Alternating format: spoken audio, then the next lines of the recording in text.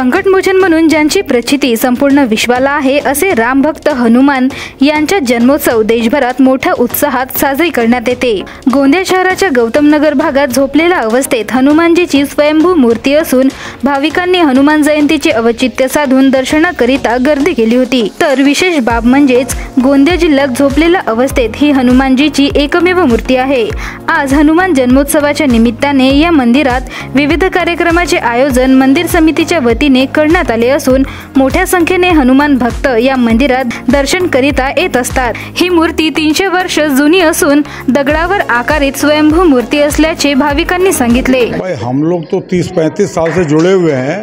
ये मंदिर जो है ना स्वयं प्रकट हुए हैं, मतलब ये किसी का बनाया हुआ नहीं है, चट्टान के रूप में है।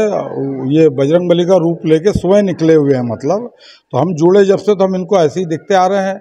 और फिर बाद में धीरे धीरे जो प्रारूप सुधरा है वो सब लोगों के सहयोग से यहाँ का कायाकल्प हुआ है। मतलब हाँ भाई, ये तो हमारा प्रत्यक्ष अनुभव है, क्योंकि हमने इनके चरण के जो सिंदूर लगाते थे वो गैप था उस टाइम 5-6 अंगुल का, अभी 1-1.5 बिल्लस हो चुका है।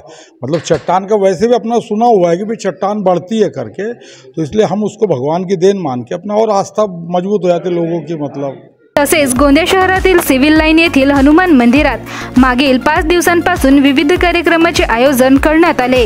याच पार्श्वभूमीवर आज सकाळी 5 वाजता हनुमानजींचे पंचामृत स्नान करून अभिषेक करण्यात आले। सकाळी पहाटे 5 वाजेपासून लोकांच्या अभिषेकाकरिता लांब रांगा लागलेल्या आहेत। प्रभू श्रीरामाचे नामाचे स्मरण करत सकाळपासून गर्दी दिसून येत आहे।